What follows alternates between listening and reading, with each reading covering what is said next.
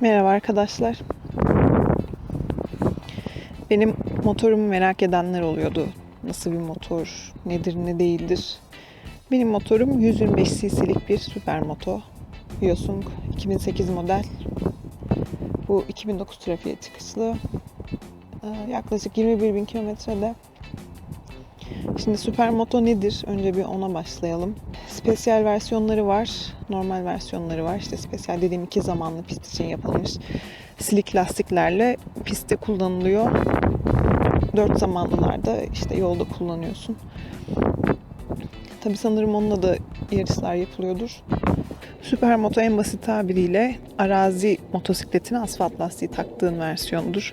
Süspansiyonları daha serttir. Arazide çok daha fazla atlayıp kalktığın için daha yumuşak süspansiyonlara ihtiyacın vardır. Normal standartlarda 125'lik bir süper moto yoktur. Yani saylanmıyor pek bizimkiler. Ama bu da süper moto. Ve 125 cc'lik diğer muadillerine göre daha güçlü. Yani süper moto olmayanlarına göre. Atıyorum işte YBR'den, CBF'den falan daha güçlü. Daha yüksek sanırım bu bir 85 santim koltuk yüksekliğine sahip. İşte önde teleskopik süspansiyonlar var. Jantları tel janttır. Bu da süper motorlara özgü bir şey. Normalde arazi motorlarında daha ince jantlar olur. Yine teldir. Asfalt motorlarında da tel jant olmaz. Lastikleri daha büyük. Aynı zamanda süper motoların daha güçlü frenleri olur. Önde ve arkada disk fren var. Ve bunlar normal disk frenlere göre, yani bunun enduro versiyonuna göre mesela daha geniş çapta disk frenler. Kaldı ki zaten bunun enduro versiyonunda arkada disk fren yok. Kampana fren var. Yani Hyosung olmasından dolayı bir problem yaşayıp yaşamadığımı soranlar oluyor. Hyosung Kore malıdır. Bir Çin değildir ama bir Japon da değildir. Ve motor yaşlı olduğu için yaşadığım problemler oldu. Yani onun dışında gayet ilk yaşlarını problemsiz atlatan bir motorken şu an 6-7 senedir aktif kullanımda olduğu için parçaları yaşlanıp eskidiği için yaşadığım problemler oldu. Ben bunun ön fren hortumunu çelik fren hortumu yaptım. Aldım internetten, değiştirdim ve ön freni biraz problemliydi. Gayet düzgün çalışıyor şu an. Arka freni içinde şu fren merkezi, master silindir denen şey. Bunun işte kendi versiyonundaki içindeki bir lastiği yırtıldığı için hidrolik boşaltmıştı. Yani uzun yola gitmeden önce bir kere. Onu değiştirdim. Yine hortumunu değiştirdim. Çelik almadım. O da çözüldü. Motor vurdurduğumu biliyorsunuz. Onu da infoya koyarım zaten videoya. O videoyu. Şu parça regülatör rectifier denen. Yani aküyü şarj eden parça. Akü işte şurada. Yuasa akü oluyor. O normalde şurada selenin altında bir yerde duruyor. Ve ısınıp yandı. Yine yaşlı olduğu için. Biz de daha büyük bir şey alıp dışarıya taktık ustayla. Hem ısınmıyor hem de daha iyi şarj ediyor. Öyle problemler oldu. Onun dışında başka bir problem yok. Olmadı.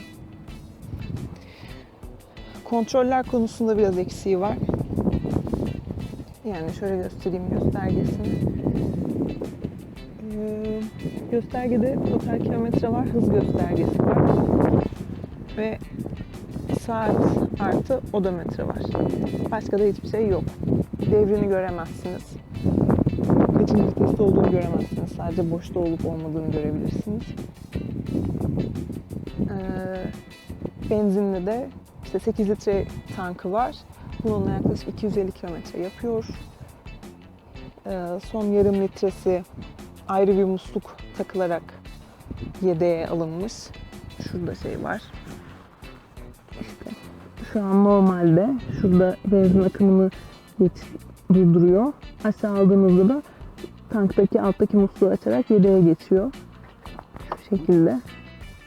Öyle bir yedek kullanımı var. Karbüratörlü. Çalıştırayım bir. Işıklarını yakalım. Ben de şu an elcik koruma olduğu için oradaki kontrolleri göremiyoruz tabii. Onun da görüntüsünü bulursam eklerim.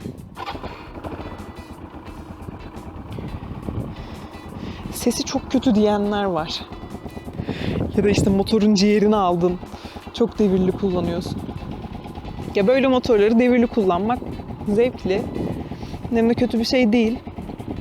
Sesi niye kötü geliyor kayıtlarda? Birincisi benim mikrofonum kaliteli değil. İkincisi bu yüzden yavaş kullanmak durumunda kalıyorum. Rüzgar sesini çok fazla alıyor. Hem kasktan hem mikrofondan dolayı. Yavaş kullanırken de devirli gidiyorum. Ve bu frekansla ilgili bir şey. Düşük cc motor olduğu için çok daha, yani egzozundan da dolayı ince frekanslarla ses çıkarıyor. Mesela Akrapovic egzozlu bir motorla çeksem aynı şeyi, aynı devirlerde kullansam o yorumlar yapılmayacak muhtemelen. Onun dışında ön çamurluğu orijinal değil Akerbis. Çünkü ön çamurluğu çok çirkin. Şöyle uzun geliyor böyle. O yüzden değiştirilmiş. Elcik korumalar orijinal değil. Onlar da Akerbis, sonradan takma. LED'leri ben taktım. Yani böyle bir motor güzel. Arka ayaklıklarını çıkardım. Orijinalinde var.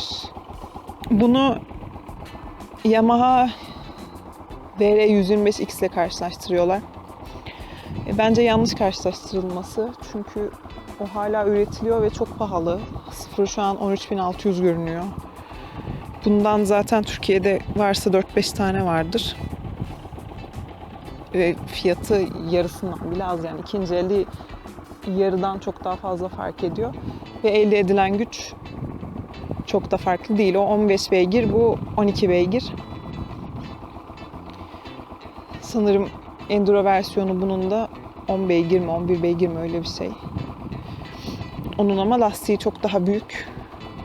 Ya bunlarda şey oluyor, tamam güçlü yapıyorsun, beygiri yüksek oluyor falan ama işte lastiği büyük, şasisi ağır. O yüzden kattığın ekstra güç bir şekilde elimine ediliyor bu sebeplerden ötürü. Yamaha VR125X enjeksiyonlu, bu karbüratörlü. Yani o, bir de onda şey var. Tekli egzantrik mili olayı var. Bunda çiftli egzantrik mili olayı var. Hani bu SOHC ve DOHC olayı. Çiftli olan, yani DOHC, Double Overhead Cam, öyle bir şey. O olay daha performans katan bir şey. Çünkü daha fazla valve'le daha fazla yakıt gönderebiliyorsun. Ama çok fark etmiş midir hiç sanmıyorum. Çünkü zaten üretebileceğin güç aralığı bayağı dar olduğu için çok da büyük bir fark yaratmıyordur. Yakıt olarak yazın 3-3,5 arası yakıyor. Ortalama 3.30 yakıyordum. Kışın çok daha fazla gaz istiyor, daha fazla devir istiyor. 3.5'u görüyorum. 3.5'un üstüne nadir de olsa çıkıyor. 100 kilometrede tabii bunlar. Ben kuruş hesabını sevmiyorum çünkü benzin fiyatı sürekli değişiyor. Tamam, kuruşu çok oynatmıyor olabilir ama çok da, yani uzun yıllar sonra baktığımda hiçbir anlam ifade etmeyecek bir hesap. 55 wattlık ampul kullanıyor. Başka bir şey yok. Sesi de güzel bence yani.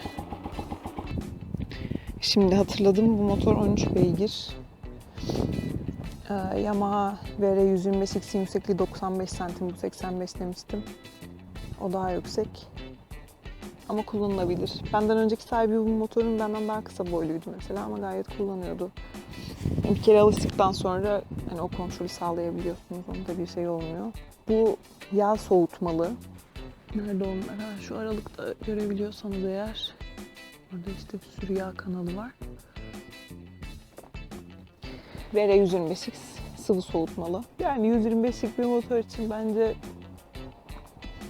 tamam, bunlar artı özellikler. Yamaha iyi, güzel falan ama o kadar parayı etmiyor. Keşke daha ucuz olsa onu alsak ama hani o 10 performans veriyorsa bu 9 performans veriyordur ve ben aradaki fiyat farkını kesinlikle buna vermek için tercih ederdim. Öyle de yaptım zaten. Hoşça kalın.